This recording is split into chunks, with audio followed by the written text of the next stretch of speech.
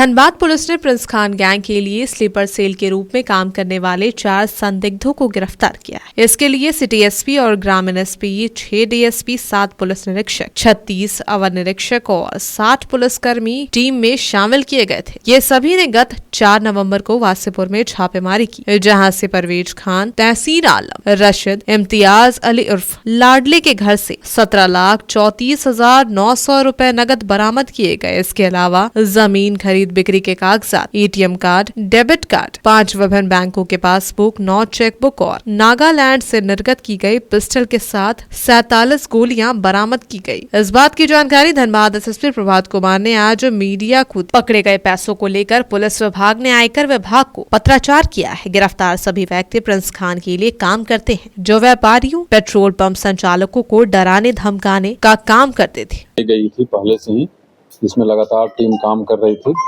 पिछले बार Prince Khan gang से जुड़े हुए कुछ लोग पकड़ाए थे, जो किसी घटना को अंजाम दे रहे थे, लोगों को धमकी दे रहे थे। उन लोगों के पूछताछ के आधार पे, उन लोगों का जो कन्फेशनल स्टेटमेंट है उसके आधार पे, उन लोगों के द्वारा जो कुछ बातें बताई गई थी उसके आधार पे हमारी जो स्पेशल टीम है ऑर्गेनाइज्ड क्राइम के विरुद्ध, वो लगातार उस पर टेक्निकल इनपुट और मैनुअल इनपुट इकट्ठा कर रही थी। और उसके आधार पे कल लगभग 12 लोकेशन पे कल सुबह में रेड किया गया था। उसमें से 11 लोगों को पकड़ा गया था। बहुत सारे दस्तावेज कुछ जब्त किए गए थे। और जब स्पेशल टीम के द्वारा जो पुलिस अधीक्षक ग्रामीण और पुलिस अधीक्षक नगर के नेतृत्व में बनाई गई थी, इसमें बहुत सारे डीएसपी साहब लोग, इंस्पेक्टर साहब लोग, थाना प्रभारी लोग इन्वॉल्व थे। उनके द्वारा जब गहन पूछताछ की गई तो पूछताछ के क्रम में 4 लोग ऐसे पाए गए हैं जिनका डायरेक्ट इन्वॉल्वमेंट है। वो किसी न किसी रूप में गैंग को मदद कर रहे हैं, चाहे वो यहाँ के व्यापारियों का नंबर पहुँचाना हो, पैसा कलेक्ट करना हो रंगदारी का, और पैसा उसको कलेक्ट करके कैसे उसको ठिकाने लगाना है, उसके पास तक कैसे पहुँचाना है, इन सभी चीज़ों में ये 4 लोग इन्वॉल्व हैं। इन 4 लोगों की गिरफ्तारी की गई है और आज इनको न्यायिक हिरासत में भेजा गया है। इस पूरे प्रकरण के दौरान लगभग 17 लाख से अधिक कैश की बरामदगी की गई है। एक रिवॉल्वर मिला है जिसका लाइसेंस दिखाया गया है बट वो खेल पाया गया। 47 राउंड्स ऑफ कैट्रिज मिला है। इसके अलावा बहुत सारे मोबाइल्स हैं। 70 से अधिक ज़मीन का डीड है जो अलग अलग नाम से है, कहीं पावर ऑफ अटॉर्नी है, कहीं डीड है।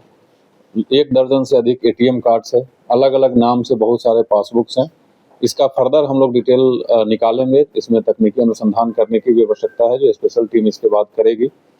और इन सब से अभी प्राइमरी लेवल पे ये पता चला है कि इनका डायरेक्ट रूप से यहाँ के व्यापारियों से रंगदारी स्वरूप रुपया इकट्ठा करना, उसको यूएसडीटी के माध्यम से या फिर फॉरेक्स के माध्यम से या किसी फिर अन्य हवाला नेटवर्क के माध्यम से, ये जहाँ जहाँ इनको इकट्ठा करके ठिकाना लगाना होता है वो लोग लगाते हैं।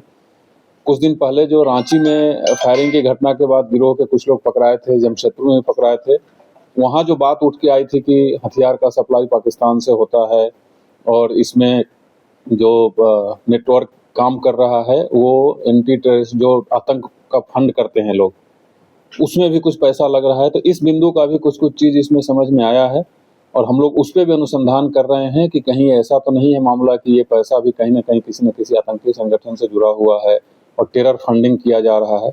अगर ऐसी कोई बात होती है तो ये कंप्लीट देशद्रोह का मामला बनेगा। इस पर भी इस टीम को निर्देश दिया गया है कि इसका पूरा अच्छे तरीके से तहकीकात करें।